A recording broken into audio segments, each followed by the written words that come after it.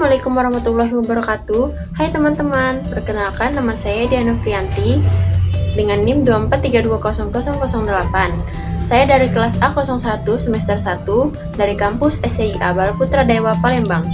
Di sini saya akan menjelaskan tentang teori pertukaran sosial menurut George Casper Homans. George Casper Homans lahir pada tanggal 11 Agustus tahun 1910 dan ia wafat pada tanggal 28 Mei 1989.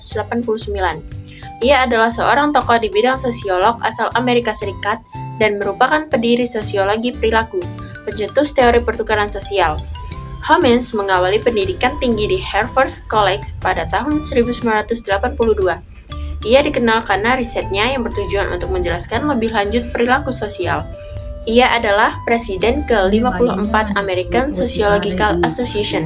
Homans paling dikenal dalam sains untuk penelitiannya tentang perilaku sosial dan karyanya The Homans Group, Social Behavior is Elementary Forms. Kontribusinya pada teori pertukaran dan berbagai proposisi yang ia kembangkan untuk menjelaskan perilaku sosial.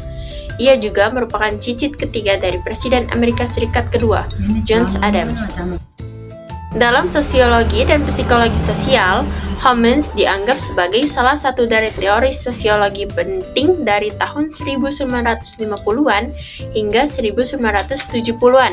Para pengembang teori pertukaran sosial lainnya adalah psikolog John Thibault dan Harold Kelley 1959, sosiolog George Homans 1961, Richard Emerson 1962, dan Peter Blau 1964. Menurut teori ini, kita mengadakan hubungan pertukaran dengan orang lain karena kita menerima imbalan dari mereka. Dengan kata lain, hubungan pertukaran dengan orang lain membawa imbalan bagi kita. Mirip dengan teori pembelajaran sosial, teori pertukaran sosial melihat hubungan antara perilaku dan lingkungan. Karena lingkungan kita biasanya terdiri dari orang lain, kita melihat bahwa kita dan orang lain itu berperilaku dengan cara yang saling mempengaruhi. Ada unsur penghargaan, pengorbanan biaya, dan keuntungan manfaat dalam hubungan. Teori pertukaran adalah teori yang berkaitan dengan tindakan sosial yang memberi atau menukar benda-benda yang mengandung nilai berdasarkan suatu peristiwa sosial tertentu antar individu. Benda yang dapat dipertukarkan bukan berupa benda nyata, melainkan benda yang tidak nyata. Homans memandang bahwa perilaku adalah pertukaran aktivitas ternilai ataupun tidak, dan kurang lebih menguntungkan atau mahal bagi dua orang yang saling berinteraksi. Proporsi nilai semakin bernilai hasil tindakan bagi seseorang, semakin cenderung ia melakukan tindakan serupa. Dalam hal ini, Homans memperkenalkan konsep imbalan dan hukuman. Imbalan adalah tindakan yang bernilai positif, meningkatnya imbalan lebih cenderung melahirkan perilaku yang diinginkan. Hukuman adalah tindakan yang bernilai negatif. Meningkatnya hukuman berarti bahwa seseorang kurang cenderung menampilkan perilaku-perilaku yang tidak diinginkan.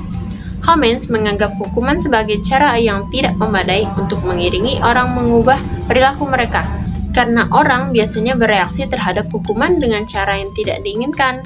Lebih disukai jika kita tidak memberi imbalan bagi perilaku yang tidak diinginkan.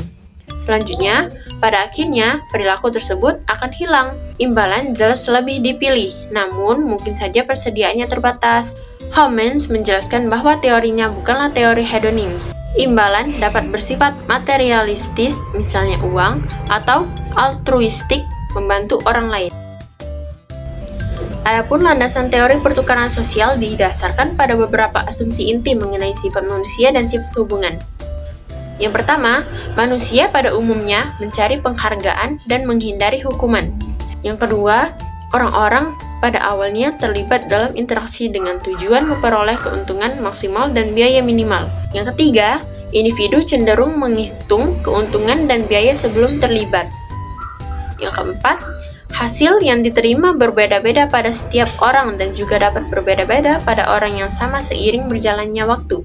Hadiah yang dipertaruhkan dalam hubungan ini biasanya berupa konsep yang tidak terwujud, seperti gengsi, rasa hormat, atau tindakan timbal balik.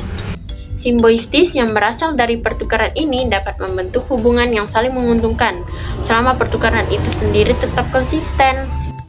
Baiklah, hanya itu saja yang dapat saya sampaikan tentang teori pertukaran sosial menurut George Casper Homans. Saya akhiri, wassalamualaikum warahmatullahi wabarakatuh.